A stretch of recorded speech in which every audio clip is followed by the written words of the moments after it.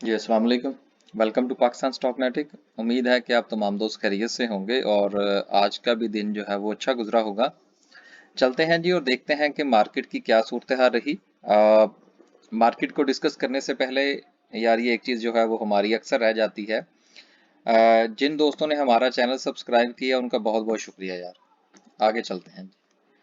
और आज जो है जी मार्केट ने 300 पॉइंट्स जो है वो मजीद निकाले हैं। शायद मार्केट जो है वो अब 44,000 को टच करने जा रही है, क्योंकि मार्केट में कुछ वॉल्यूम के हवाले से भी खदशात का इजहार किया जा रहा है। खदशात का क्या इजहार करना है, चूंकि चीज़ें सामने कुछ नज़र आ रही हैं कि कुछ वॉल्यूम्स कम हो रहे हैं। कुछ मार्केट में सेलिंग प्रेशर बढ़ रहा है। कोल प्राइसेस की वजह से सीमेंट सेक्टर जो है वो डिप्रेशन का शिकार है।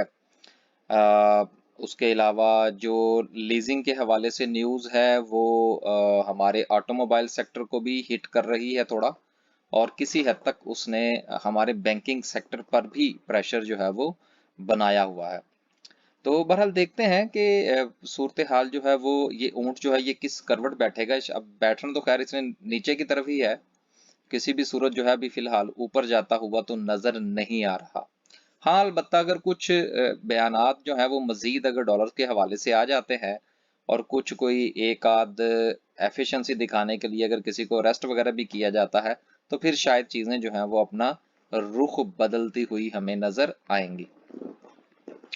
आगे चलते हैं जी और आज ऑल शेयर की बात करते हैं। ऑल शेयर में 200 पॉइंट्स की कमी है, जो कि बहुत ज़्यादा नुमायां कमी जो है। इसको यकीनन जो है वो कंसिडर करना चाहिए, क्योंकि लगता है कि पूरी मार्केट में एक डाउनफॉल जो है वो नज़र आया। देखें KSE 100 में से अगर 500 पॉइंट्स भी निकले हो ना तो वो इतना कंसीडर नहीं होने चाहिए जितने के ऑल शेयर में से 250 पॉइंट्स जो हैं वो कंसीडर होते हैं, क्योंकि इसमें सारी मार्केट का डाटा होता है।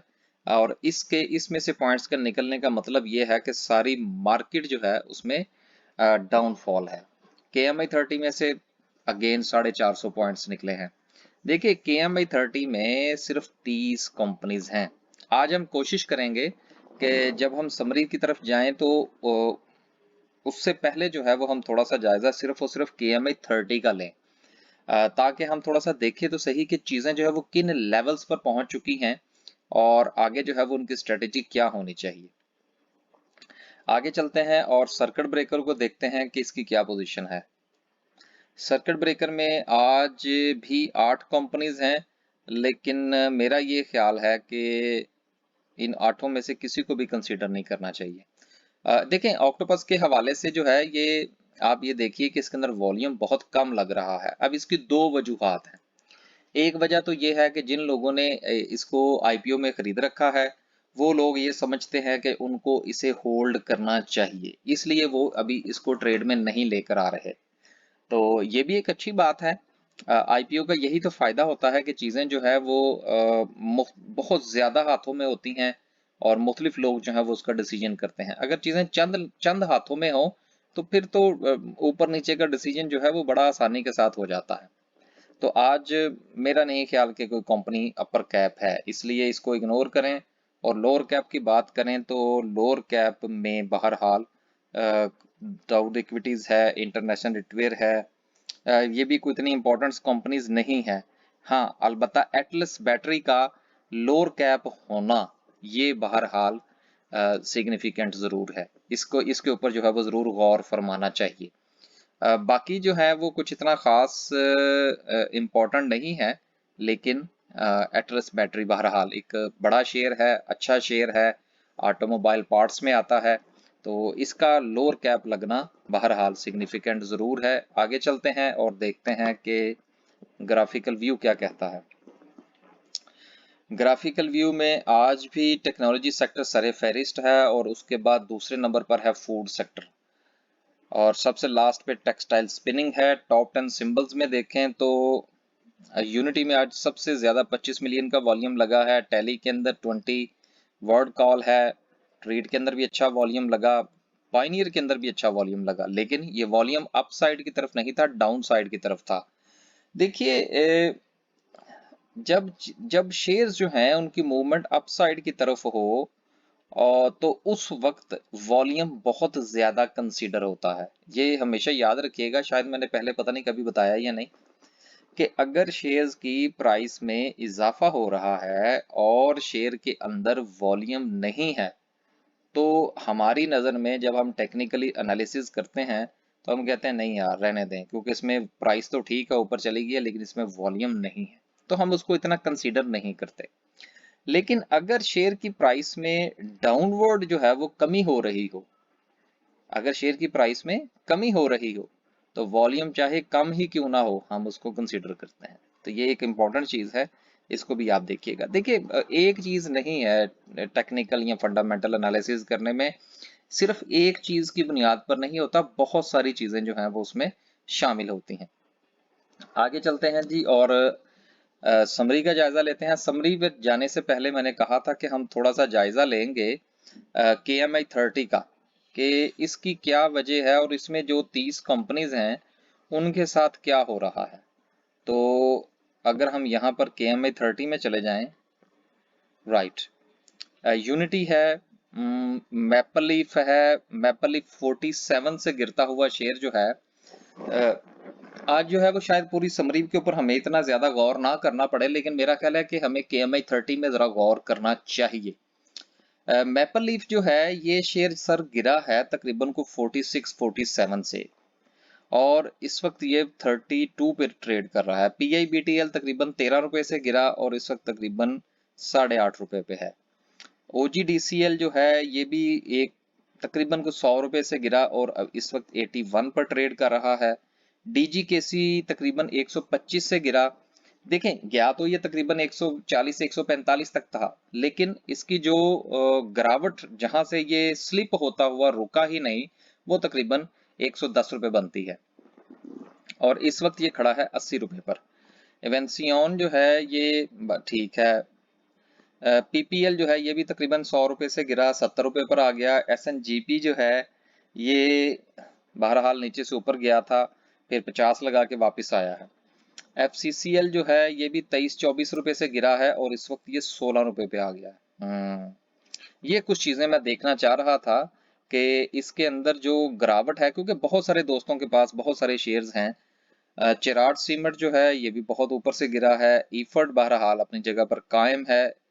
एंग्रो पॉलीमर केमिकल जो है ये तो कुछ मेरा ख्याल है 67 या 65 से सर शायद नीचे आया है, लेकिन इसने दिया था डिविडेंड।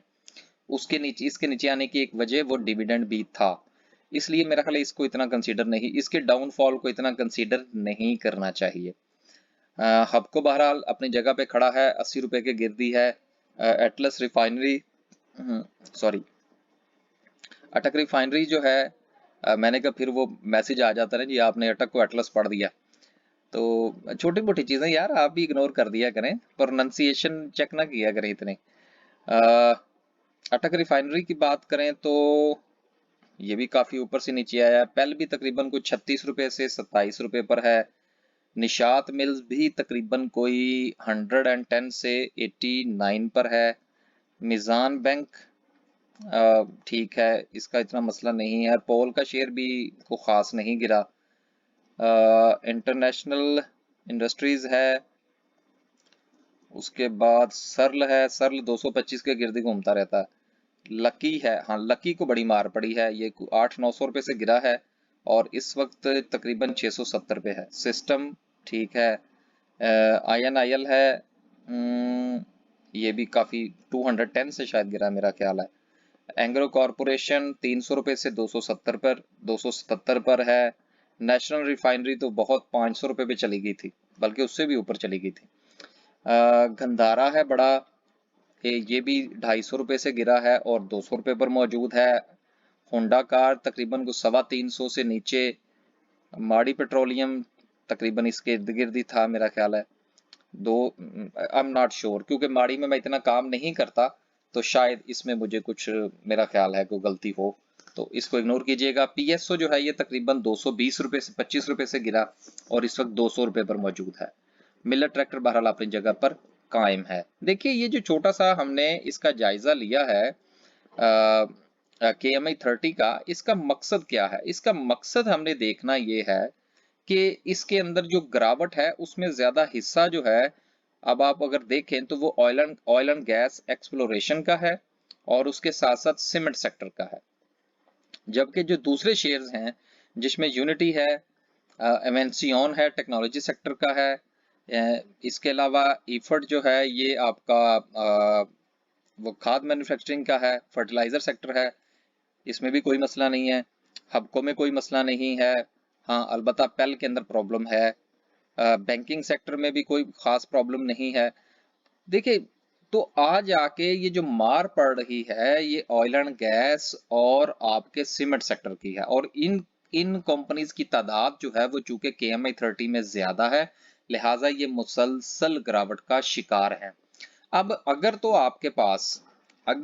आपके पास ये शेयर्स मौजूद हैं जो कि आपने बाय कर रखे हैं ऊपर वाली प्राइसेस पर, जिसने 42 43 पर मैपल लीफ बाय कर रखा है और इस वक्त मैपल लीफ जो है वो 32 या 33 रुपए पर है, तो मेरा ये ख्याल है कि उसने 10 से 12 रुपए का ऑलरेडी लॉस ले लिया है। अब उसको सुकून करना चाहिए। अब इतनी भागदौड़ करने का उसको कोई फायदा नहीं हो सकता। हो सकता है कि इन फ्यूचर ये कोई 27-28 रुपए पर भी चला जाए, तो वहां भी आप इसको बाय कर लीजिएगा।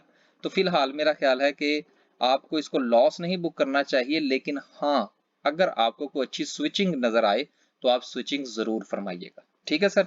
तो ये KMI 30 का थोड़ा सा वो मोटा मोटा सा जायजा हमने ले लिया है, तो चलते हैं आगे और देखते हैं कि समरी क्या कहती है।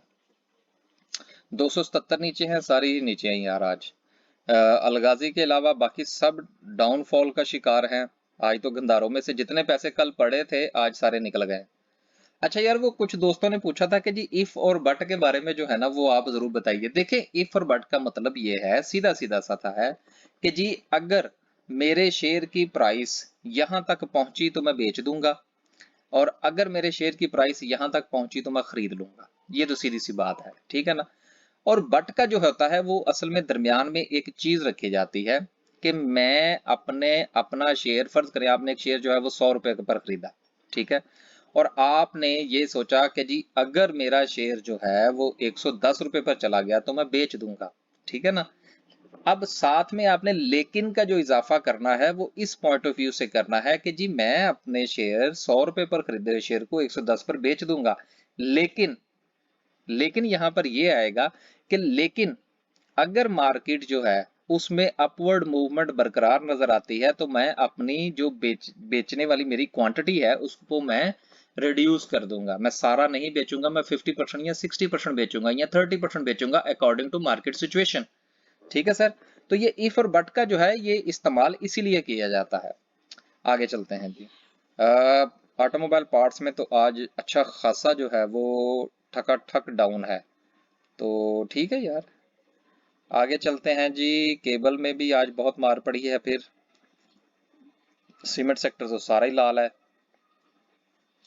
केमिकल सेक्टर की बात करें तो केमिकल के हालात पहले बेहतर थे कल, आज ये भी नीचे की तरफ है। मेरा मार्केट 44 पे जाएगी। और कमर्शियल बैंक्स में एलाइड के अलावा बाकी सब नीचे। अभी मेट्रोपॉलिटन में भी सिर्फ 10 पैसे का एक मार्जिन जो है वो बिल्कुल एक मामूली सा इजाफा है, और HBL जो है ये काफी नीचे आ चुका है। देखिए, HBL के हवाले से तकरीबन कुछ 2 दिन पहले मेरा ख्याल है मैंने कोई 102 या 3 दिन पहले की बात है कि 106 का प्रेडिक्ट किया था मैंने, तो मेरा ख्याल है उस तक तो ये पहुंच गया है। अब मजीद देखेंगे ये कहां तक जाता है। आगे चलते हैं। इंजीनियरिंग सेक्टर की बात करें तो इंजीनियरिंग में भी मामलात बहुत डाउन है भाई। अब इन दिनों मैंने कुछ शेयर्स जो है वो जरूर रिकमेंड किए हैं अपने दोस्तों को बाय करने के लिए, लेकिन वो शेयर्स जो हैं वो मैंने बड़ा वो क्या कहते हैं ना, छांट पटक होता है या छान पटक होता है, बहरहाल यार जो भी होता है, तो बहरहाल बड़ा गौर, हाँ उर्दू में कर लेते हैं, बहुत गौर फिक्र करके ना, तो बड़े वो क्या कहते हैं ऐसे शेयर्स और ऐसे लेवल्स पर उनको बाय करने के लिए कहा है कि जहां पर बाय करके वो थोड़ा सस्टेन कर सकेंगे। बहरहाल बाइंग तो करनी है। फूड की बात करें तो फूड के भी हालात अगेन काफी डाउनवर्ड जा रहे हैं। फौजी फूड बहरहाल 15 रुपए पे आकर रुक गया है। जिलेट और नेशन फूड जो है जी आज एक्स डिविडेंड और एक्स बोनस हुआ। और मेरा ख्याल है कि जब हमने इसके ऊपर तफसील से बात की थी तो उस वक्त भी हमारा यही ख्याल था कि 170 के राउंड अबाउट जो है ये खुलेगा। तो बहरहाल वहीं पे खुला। इसके बारे में हमने एक स्ट्रेटेजी भी डिस्कस की थी। मेरा ख्याल है जिनके पास ये है वो स्ट्रेटेजी को फॉलो करें। आगे चलते हैं जी, ग्लास एंड सिरामिक्स को छोड़ दें। इंश्योरेंस क्रिसेंट स्टार जो है वो ₹2.33 पर है। इन्वेस्टमेंट बैंक्स की बात करें तो एस्कोट 9.50। FNEL ₹1 ऊपर गया था, अब वो ₹1 उसमें से निकल चुका है। लीजिंग को छोड़ दें। टेनरीज में भी डाउनफॉल। बादशाह का शेयर सिर्फ ऊपर है ₹9 और बाकी सब नीचे हैं। शिफा इंटरनेशनल और पीस हॉस्पिटल 8 पैसे पॉजिटिव रहा, बड़ा पॉजिटिव है अभी है। इसका डाउनफॉल कल जो निकल गया था सारा। मुदारबे शुदारबे ऑयल एंड गैस एक्सप्लोरेशन में 2 कंपनीज जो हैं वो ग्रीन है और बाकी सब की सब लाल। देखिए ऑयल एंड गैस एक्सप्लोरेशन के हवाले से बहरहाल मैं कुछ तलाश करने की कोशिश कर रहा हूं, लेकिन टू बी ऑनेस्ट यार मुझे अभी तक कुछ क्लू नहीं मिला। एक दो बातें मुझे पता जरूर चली हैं, लेकिन उनमें कुछ जान नहीं थी तो मैं कुछ खास ना उनको मैंने लिफ्ट नहीं कराई। तो जब कोई ऑथेंटिक कोई अच्छी बात जो कम से कम मुझे भी जो है वो जब वो पता चले और मुझे भी ऐसा लगे कि हाँ यार ये रीजन हो सकती है, तो फिर आपसे जरूर बयान करेंगे। Oil and gas marketing companies को भी आज अच्छी खासी मार पड़ गई है। हाँ, PSO 200 पे खड़ा है। शेल वापस फिर 135 पर। SSGC ₹11 से नीचे। पेपर बोर्ड में मैरियट ₹14 15 से भी नीचे आ गया। चलो अच्छी बात है यार। Roshan packages ₹24.50। Power generation Engro power जिन कादरपुर मजीद नीचे आ गया। चलो अच्छी बात है। निषाद पावर में से भी 30 पैसे निकले। निषाद चूनिया में से भी 11 पैसे निकले। आज वैसे सही जो है ना वो डाउनफॉल है मार्केट के अंदर, जिसको कहते हैं ना अच्छा खासा डाउनफॉल है। सिंथेटिक का पूरा सेक्टर बहरहाल ग्रीन है। जिनके पास है वो याशी करें, जिनके पास नहीं है वो खरीदने की कोशिश ना करें, ये याद रखिएगा। नेटसोल वापस चला गया 120-22 पे। कंपोजिट देखिए आज की मार्केट की सारी सूरत हाल जो है उसमें से एक चीज तो कंफर्म है कि मार्केट जो है वो शायद 44,000 को कम से कम जरूर टच कर सकती है, जिसमें सिर्फ 300 पॉइंट्स का फासला रह गया है। अब यहाँ पर आपने अपने आप को ये चीज समझानी है कि आपके पास जिस किस्म के भी शेयर्स हैं, अगर तो वो स्ट्रॉन्ग शेयर्स हैं।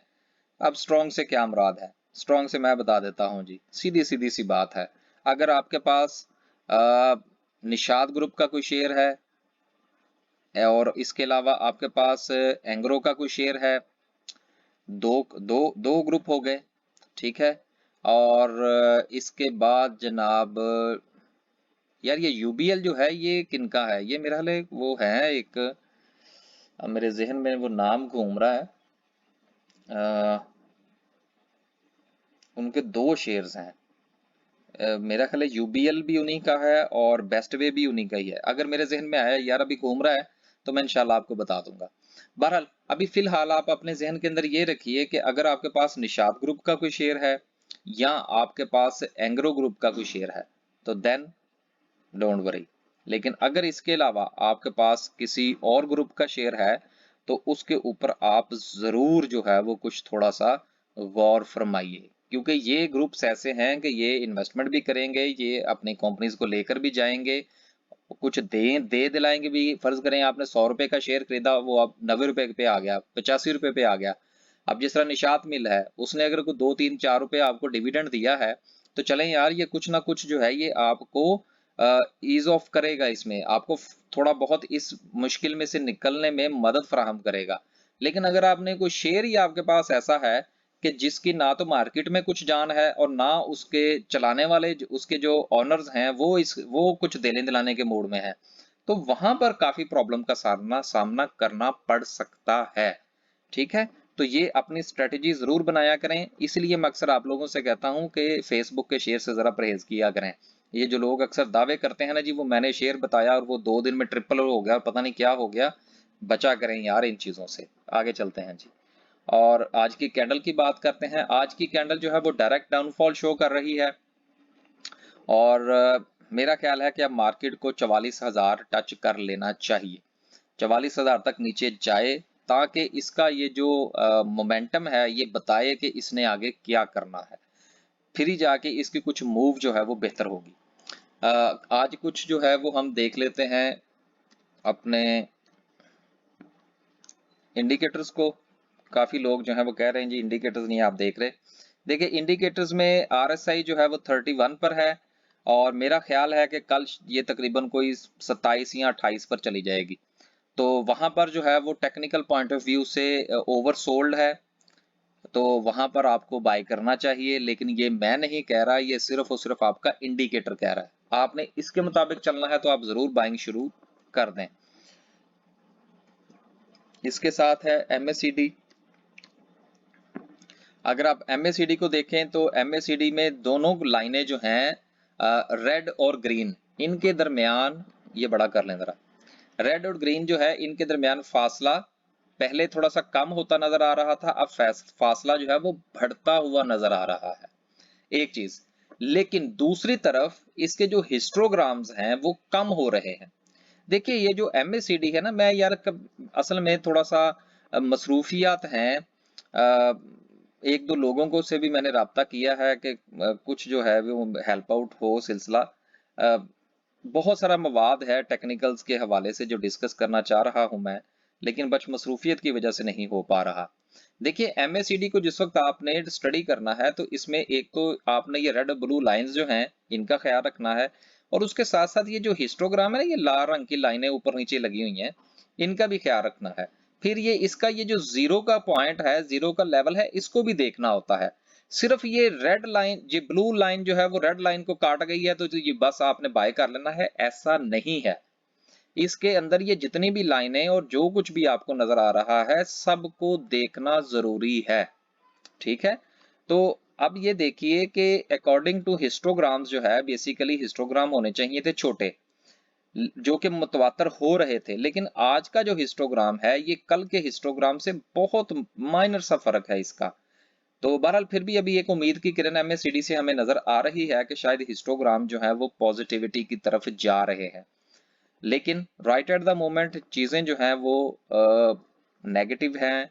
MACD की तरफ से देखें तब, अगर हम RSI की तरफ देखें तब, तो इंशाल्लाह मौका मिला, जो कि इंशाल्लाह जरूर मिलेगा, तो तमाम जो आपके ये इंडिकेटर्स हैं इन पर भी वीडियोस बनाएंगे और बाकी चीजों पर भी हम डिस्कस करेंगे। तो ख्याल रखें यार अपना, परेशान होने की जरूरत नहीं है। डिसीजंस जो हैं जिंदगी में ऊपर नीचे होते रहते हैं, लेकिन देखना ये होता है कि आपने अपने किसी भी ऐसे फैसले से कि जिसको बज़ाहिर आपको नुकसान हुआ हो, आपने उससे क्या सीखा। अगर कुछ सीखा है तो पैसे का नुकसान सर पूरा हो जाता है, देखना ये होता है कि आपने सीखा क्या। लेकिन अगर आपने कुछ नहीं सीखा और आज भी आप उसी डगर पर चल रहे हैं कि आपने जिस तरह से पहले बाइंग सेलिंग फरमाई, आज भी आप उसी तरह से फरमा रहे हैं, तो फिर मेरा ख्याल है कि अभी कोई एक आध और झटका लगना जरूरी है, ताकि उसके बाद आप जो है वो इन चीजों को दुरुस्तगी फरमाएंगे मुस्तकबिल में और अपने फैसले पर नजर सानी करेंगे।